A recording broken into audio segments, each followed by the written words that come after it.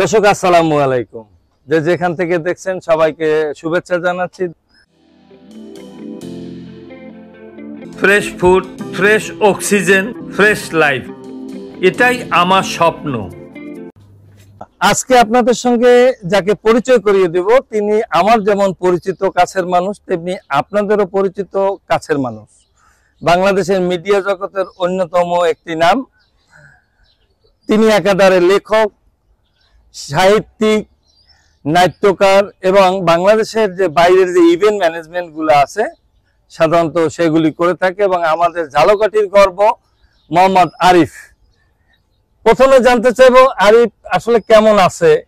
ধন্যবাদ বন্ধু, তোমার মাধ্যমে আমি আমার ঝালকাঠিবাসী সবাইকে আমার প্রাণ ঢালা শুভেচ্ছা জানাচ্ছি। একই সাথে বাংলা ভাষাভাষী যারা এই পডকাস্টটি দেখবেন বা আমাদের এই আলোচনাটি দেখবেন, সবাইকে আমার পক্ষ থেকে আমি শুভেচ্ছা জানাচ্ছি।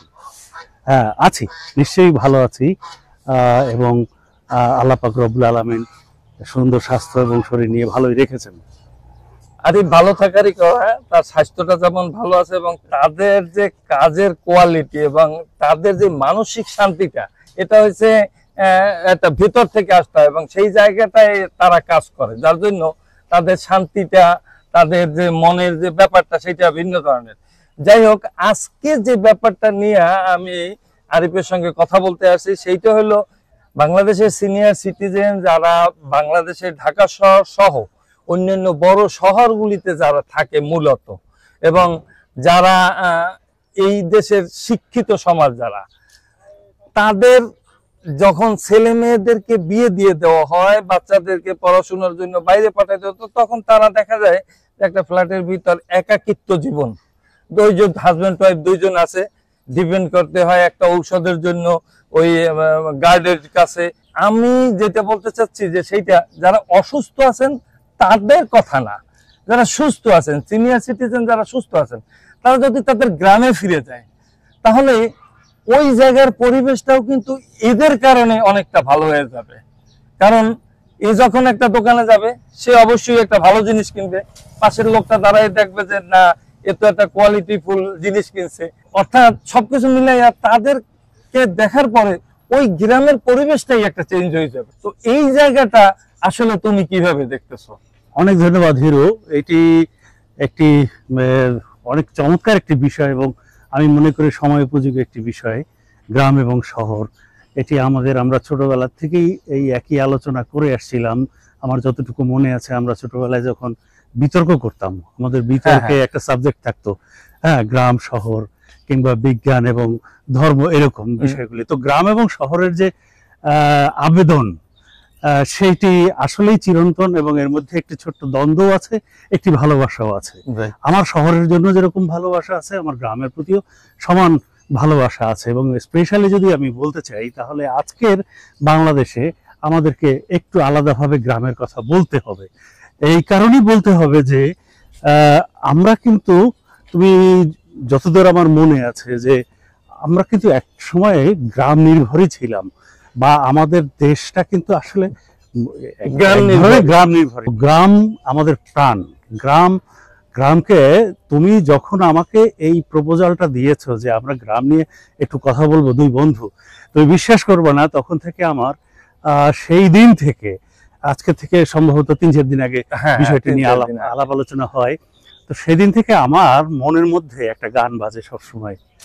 কতদিন দেখি না মায়ের মুখ, হনি নাই সে কোকিল ডাহা, কালাপাহির গান, হায় রে পরাণ। আসলে এটা হৃদয়ের গান। এটা এই যে সেই গান যেটা গ্রামে হাঁটলে এমনি মনের ভিতরে রীতিমতো আমার গায়ের পশম দাঁড়িয়ে গেছে।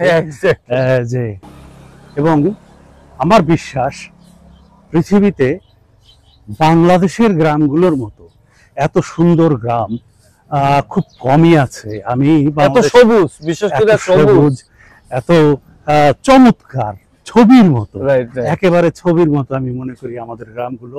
এবং আমাদের গ্রামের শুধু নৈসর্গিক পরিবেশই নয়, আমাদের গ্রামের যে মানুষের মধ্যে যে বন্ডিং, মানুষের মধ্যে যে আত্মিক সম্পর্ক, সেটিও আমার কাছে মনে হয় যে একটি দৃষ্টান্তমূলক বিষয়।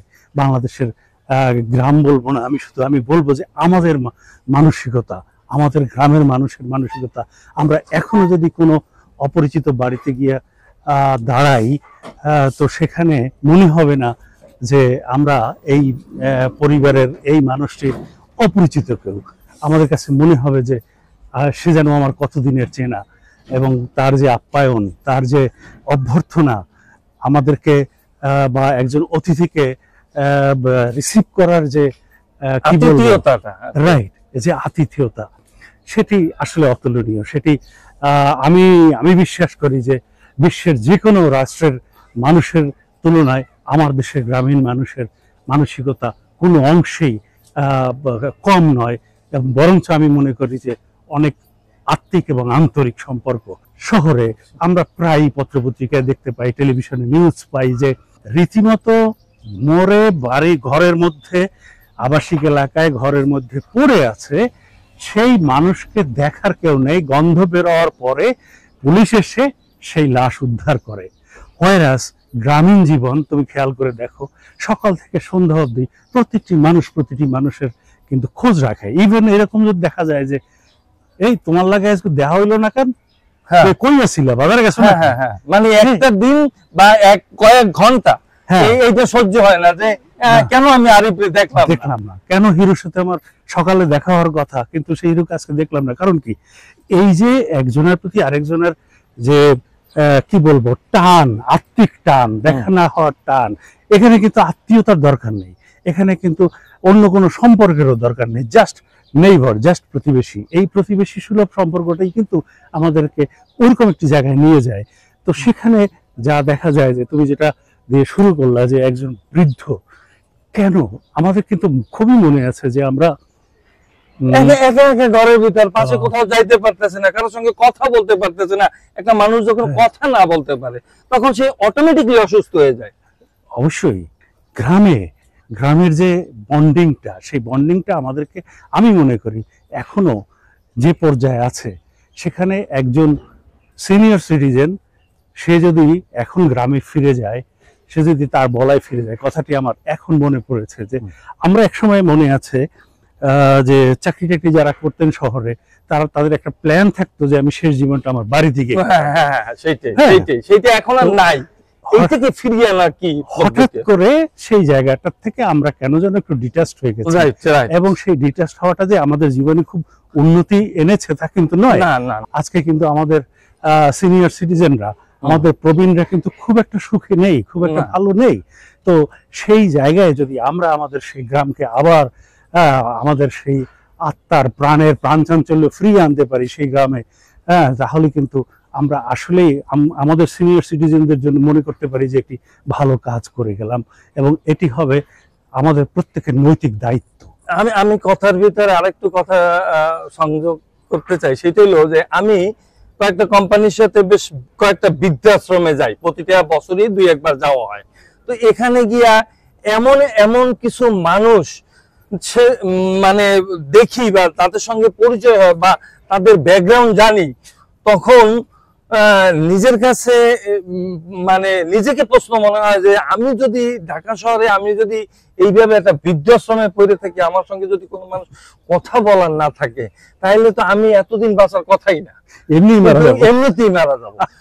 2 নম্বর কথা হলো যেটা আমার কাছে আরেকটা জিনিস মানে খুব বেশি ভাবে লাগছে, সেইটা হচ্ছে ইদানিং আমি বেশ কিছু জায়গায় আমাদের এলাকায় বাউকুটি টাউকুটি এইসব গ্রামগঞ্জে আমি যখন গেলাম, আমি একটা জিনিস দেখলাম যে বাংলাদেশের অনেক উচ্চ শিক্ষিত ছেলেরা মফস্বল গ্রাম শহরে তারা ব্যবসা করতেছে, তারা বাগান বানাইতেছে। আমার সঙ্গে এক লোকের পরিচয় হইলো, সে হইছে ওইখানে পেঁপে গাছ, সে 12 লক্ষ টাকার পেঁপে গাছ লাগাইছে, শুধু বাগান করছে পেঁপে গাছ, অলরেডি প্রায় 5 লাখ টাকার উপরে তার উঠে গেছে। ইয়াং জেনারেশন চাইলে করতে পারে, সেটা ইয়াং জেনারেশনের ব্যাপার। যখন যৌবন থাকে তখন তো একটু গরম থাকে শরীরের ভিতরে, কিন্তু তোমার সাথে এই সিনিয়র সিটিজেনটাকে যদি আমরা মুভ করতে পারি, ওনার জন্য কিন্তু ওই পরিবেশটাও একদম আলাদা একটা পরিবেশ তৈরি হয়ে যাবে। আমাদের সবচেয়ে যে সংখ্যাটা মানুষ, আমরা একটু আগে যে প্রসঙ্গে ছিলাম যে কেন আমরা শহরমুখী হলাম, সেটার কারণ ছিল যে আমাদের আসলে কৃষিজ জীবন যেটা, সেটা ছোট হয়ে আসছিল, শিল্পের প্রসার ঘটলো, এবং শিল্পের এই প্রসারের কারণে মানুষ দেখলো যে তার জীবনযাত্রাকে দ্রুত উন্নতি করার সুযোগ আছে। কিন্তু ওখানে যেরকম অর্থনৈতিক প্রবৃদ্ধিটা আমাদের খুব বেশি আসছে, বেনিফিটটা বেশি আসছে, পাশাপাশি আমাদের জীবন থেকে এই যে মানবিক মূল্যবোধ, আমাদের ফ্যামিলি বন্ডিং, আমাদের শ্রদ্ধাবোধ, অনেক কিছু কিন্তু আমাদের লোপ পেয়েছে।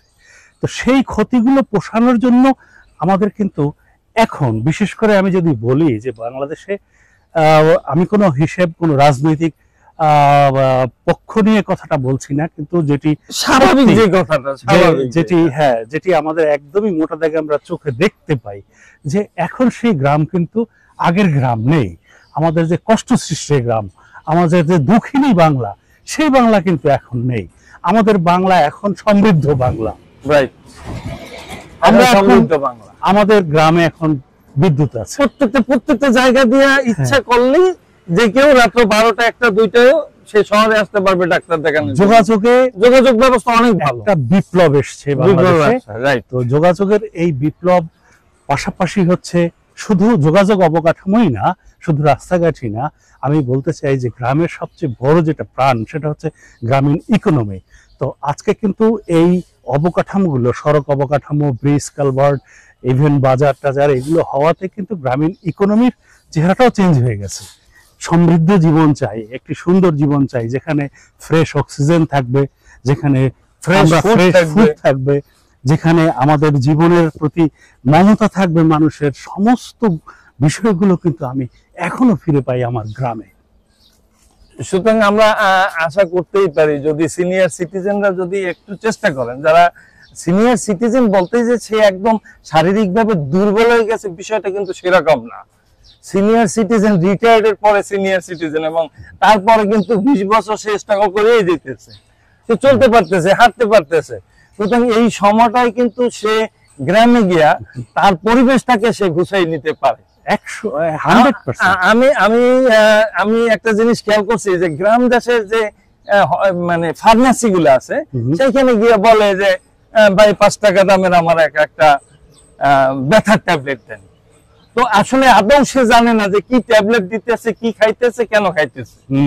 যখন একজন শিক্ষিত লোক থাকবে, সে কিন্তু ওই ব্যথার ঔষধটা ওইভাবে নেবে না, সেও একটা ব্যথার পেন কিলার নেবে, বাট সেটা থাকবে একটু ভিন্নতা।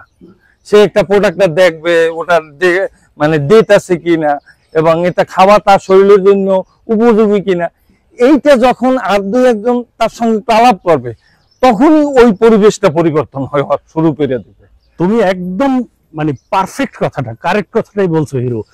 আজকে যদি এই শিক্ষিত সমাজ, সরি আমি আপনাদের কাছে ক্ষমা চেয়ে নিচ্ছি যে শহরে শুধু শিক্ষিত থাকে, গ্রামে থাকে না, থাকে, কিন্তু শহরে যেহেতু একটু অ্যাডভান্স পিপল, অ্যাডভান্স সিটিজেনরা চলে এসছেন, তো এই সমাজটা যদি আবার গ্রামে ফিরে যায়, তাহলে কিন্তু শুধু তুমি দেখো যে এখন অনেক দোকানই আছে, আমি খারাপ দোকানদারকে উদ্দেশ্য করে বলছি, আমি ভালোদেরকে বলছি না, ভালো নিশ্চয়ই আছেন, অনেক খারাপ দোকানদার, অনেক অসাধু ব্যবসায়ী আছেন যারা ভেজাল ওষুধ বিক্রি করেন। একদম। তো একজন যদি শিক্ষিত মানুষ, সচেতন মানুষ গ্রামে ফিরে যায়, সে অন্তত পক্ষে বলতে পারবে, ভাই তুমি এই খারাপ ওষুধটা কেন বিক্রি করো, কেন বিক্রি করো, আমি ওই জায়গাটাই বলছি। হ্যাঁ, তো ওখানে কিন্তু আমাদের সেই যে সামগ্রিক দেশের যে একটা চিন্তা, ট্রান্সপারেন্সি, জবাবদিহিতা, সেটাও কিন্তু জবাবদিহিতার জায়গাটা থাকে। আর যারা জানে না তাদের কাছে তো জবাব দেওয়ার কিছু নেই, 5 টাকার ট্যাবলেট নিলে নাও, না নিলে না। সো শিক্ষিত মানুষ এবং সচেতন মানুষ যদি গ্রামের দিকে আমরা গ্রামমুখী হই, তাহলে কিন্তু আসলে আমাদের গ্রামের চেহারাটাও কিন্তু বদলে যাবে। আমরা কিন্তু আরেকটা সুন্দর জীবন, আমাদের যদি বলি যে সেই প্যারাডাইস, আমরা যে স্বর্গরাজ্য কল্পনা করি, আমরা যে স্বর্গীয় সুখ কল্পনা করি, সেই স্বর্গীয় সুখের কাছে কিন্তু আমি আসলে ফিরে যেতে পারি। কেবলমাত্র আমাদের ইচ্ছাই এখানে প্রধান। আমাদের ইচ্ছা যদি থাকে, তাহলেই আমরা এই উদ্যোগ গ্রহণ করতে পারি। হিরু, তোমার এই উদ্যোগটি অসাধারণ, কারণ সবাই সবকিছু ভাবে না, সমাজকে নিয়ে সবাই ভাবে না। তোমার এই অভিনব ভাবনা বাস্তবায়িত হোক, তোমার এই ভাবনার সাথে আমাদের যারা সিনিয়র সিটিজেনরা একাত্মতা ঘোষণা মুরব্বি করো। হচ্ছেন, যারা হ্যাঁ। মুরব্বি হতে যাচ্ছেন হ্যাঁ। কিংবা মুরব্বি হয়ে গেছেন, আমি সবাইকে আশা করব, সবাইকে আহ্বান জানাবো হিরোর এই অভিনব উদ্যোগ, হিরোর এই জনকল্যাণমুখী, এই রাষ্ট্রের একটি বিশেষ উপকারে আসা একটি উদ্যোগ, যেটা এরকম একটি উদ্যোগ আপনারা অবশ্যই হিরোকে স্বাগত জানাবেন এবং আপনারাও ভিডিও হিরো ব্রো দেখবেন। চ্যানেল। আচ্ছা, পাশাপাশি হচ্ছে হিরো ব্রো চ্যানেলের সাথে থাকুন, এরকম আরো অনেক সুন্দর সুন্দর জিনিস আপনারা দেখবেন। হিরো সেই উদ্দেশ্যে তার এই ব্লগ করছেন। আমার সাথে অন্তত ওইভাবেই আলাপটা হয়েছিল যে একটি ভালো কাজ, এবং আমি বিশ্বাস করি এটা আসলে আসলে এখানে যে কোনো প্রফিট আসবে সেই চিন্তা করে আমি কাজটা করি না। কাজটা করছি এই জন্য যে আমি যখন অসুস্থ হই তখন আমি অসুস্থতা নিয়ে বরিশাল যাই এবং ঝালকাঠিতে গিয়া তখন 7-8 দিন হাঁটাহাঁটি করি, তারপর আমি 5 কিলোমিটার হাইটে গেলাম। আচ্ছা, তো আমার মনে হলো যে আমি এত পরিমাণ অক্সিজেন পাইতেছি, আমার এনার্জি ফিরে আসছে Wow. এবং সেখান থেকেই আমার এই যাত্রাটা, এই চিন্তাটা শুরু। যাই হোক, তুমি একজন বিশিষ্ট মিডিয়া ব্যক্তিত্ব, আমাদের ঝালকাঠির অহংকার। তোমাকে নিয়ে আমাদের অহংকার করার মতো অনেক কিছুই আছে। আমার জীবনের যে এই মিডিয়ায় কাজ করার যতটুকু শেখার তার অনেকটাই তোমার কাছ দিয়ে আমি বিশাল একটা সাহায্য পাইছি, যেটা না বললেই নাই। তো তুমি যখন একাত্মতা ঘোষণা করছো, আশা করি আগামীতে আমার চ্যানেলে আমাদের বরিশাল জেলার যারা অভিনেতারা আছেন তারাও আমাদের সাথে একাত্মতা ঘোষণা করবেন এবং তারাও চাইবেন যে সিনিয়র সিটিজেনরা যারা কাজে থাকবে তাদের জন্য বিষয়টা না, যারা অসুস্থ তাদের জন্য বিষয়টা না, যারা সুস্থ আছেন শুধু তাদেরকে আহ্বান করছি আপনারা গ্রামে আসেন। গ্রাম উন্নত হলে বাংলাদেশ একদিন উন্নত হবে ইনশাআল্লাহ।